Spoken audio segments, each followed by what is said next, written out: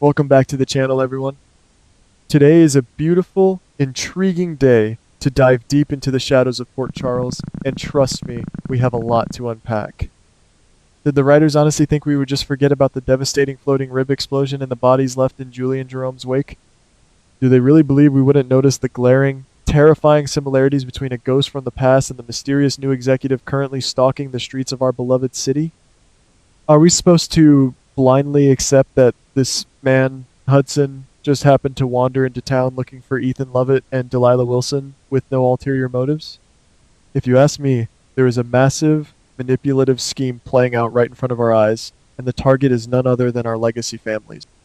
How long did the people behind the scenes think they could keep this hidden agenda buried before the truth blew up in their faces? Let us take a painful walk down memory lane, guys. Cast your minds back to that horrific night at the floating rib. Julie and Jerome, manipulated and desperate, planted a bomb that shattered the lives of dozens of our favorite characters. It was a night of unimaginable tragedy. Devastation ripped through the building, leaving rubble, smoke, and shattered dreams in its wake. Among the casualties was Dustin Phillips, the sweet, poetry-loving English teacher who had completely captured Lulu Spencer's heart. We all watched in horror as he was pronounced dead, leaving Lulu to eventually fall into a multi-year coma. But as any seasoned soap opera fan knows, in this genre, a body bag is rarely the end of the story. Death is often just a temporary inconvenience, a brief pause before a miraculous resurrection. Looking closely at this new arrival, Hudson, I am entirely convinced that he is not just some random corporate executive. The build, the intense gaze, the subtle mannerisms, it all points to one shocking conclusion. Hudson is actually Dustin Phillips. But how? What if Dustin never actually perished in that explosion? Imagine the chaotic aftermath of the blast. In the confusion, amid the sirens and the screaming, what if Dustin was pulled from the wreckage not by brave paramedics but by the shadowy operatives of a villainous organization? Suffering from catastrophic head trauma and complete amnesia, Dustin would have been a blank slate. He was the perfect candidate for a dark, twisted experiment. If my theory holds true, this organization didn't just heal his physical wounds, they completely eradicated his identity. They took Dustin Phillips, a man of literature and love, and subjected him to years of relentless psychological conditioning. We are talking about sensory deprivation, intense brainwashing, and the systematic dismantling of his moral compass. They erased every memory of his life in Port Charles, every memory of his students, and most importantly, every memory of his deep love for Lulu Spencer. In his place, they forged a weapon, and they created Hudson, a cold, calculating, and lethal professional assassin, entirely obedient to his new masters. But to truly control a man, you have to give him a motivation, a driving force fueled by pure emotion. This is where the mysterious Delilah Wilson comes into play. Hudson is currently scouring Port Charles for her, but what if Delilah was never truly his wife? What if she was a handler, a deeply embedded operative assigned to play the role of his loving spouse? Or worse, what if Delilah is entirely a fabricated memory, a phantom implanted in his mind through hypnosis and trauma? The organization fed him a narrative of profound loss. They convinced him that his beloved Delilah was brutally murdered, and they handed him a list of the people responsible.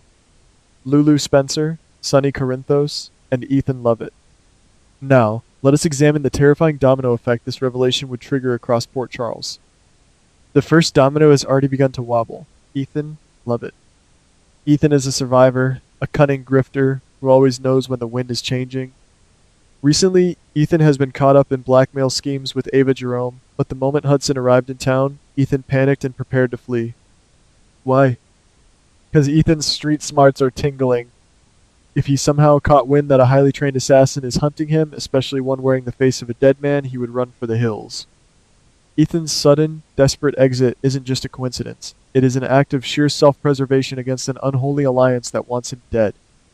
The second domino to fall, and undoubtedly the most heartbreaking, is Lulu Spencer.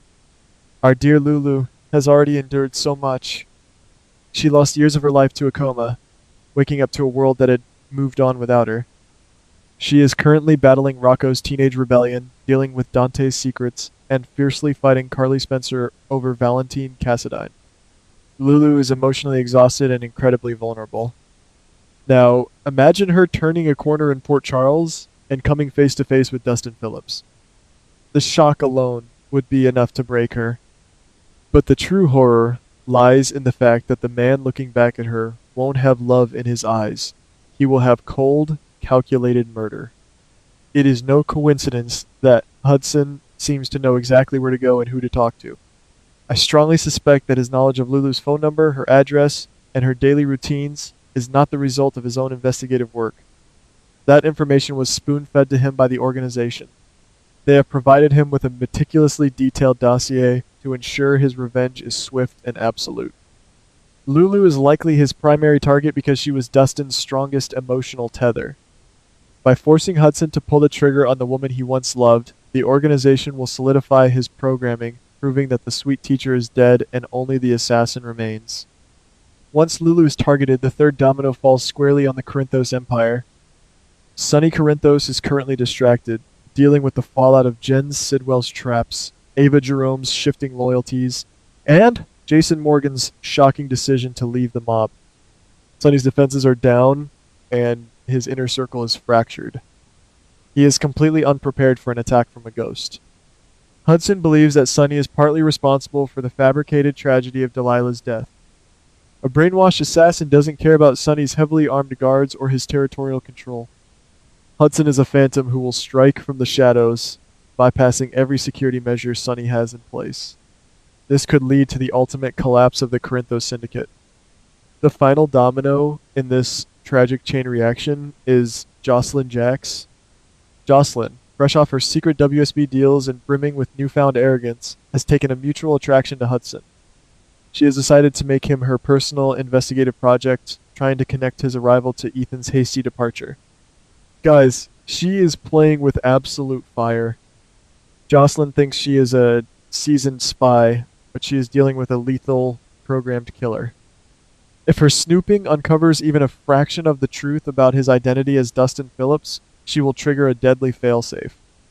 Hudson's programming will demand that any threat to his mission be eliminated, putting Jocelyn directly in the crosshairs and dragging Carly and Jason into a bloodbath to save her. This entire scenario is a masterclass in psychological torture, a vicious cycle of violence that perfectly aligns with the darkest chapters of our show's history. The people pulling Hudson's strings are orchestrating a masterpiece of cruelty. They are weaponizing a tragic loss against the very people who mourned it. The legacy families of Port Charles are being manipulated like pawns on a grand, sinister chessboard. If Hudson succeeds in his mission, the blood on his hands will belong to his former friends, his former allies, and the absolute love of his former life. It is a tragedy of Shakespearean proportions. We also have to ask ourselves, who is truly behind this? Is it the DVX? A rogue faction of the WSB? Or perhaps a new sinister player who has a massive grudge against the Spencers and the Corinthos Empire? The revelation of this hidden agenda will shake the very foundations of General Hospital, exposing secrets that have been buried for years. The organization has spent years perfecting their weapon, and now they have unleashed him on a city that is completely unprepared for the devastation he brings. But here is the ultimate twist, the psychological battle that will keep us all on the edge of our seats. Can true love break through years of intense psychological conditioning? When Hudson finally corners Lulu Spencer, when he raises his weapon and points it at the woman whose smile used to be his entire world, will a spark of the real Dustin Phillips fight its way to the surface? Will the sound of her voice or the terror in her eyes shatter the brainwashing? Or is the organization's manipulative scheme so deeply rooted that he will pull the trigger without a single moment of hesitation? What happens when a ghost returns, not to haunt, but to kill?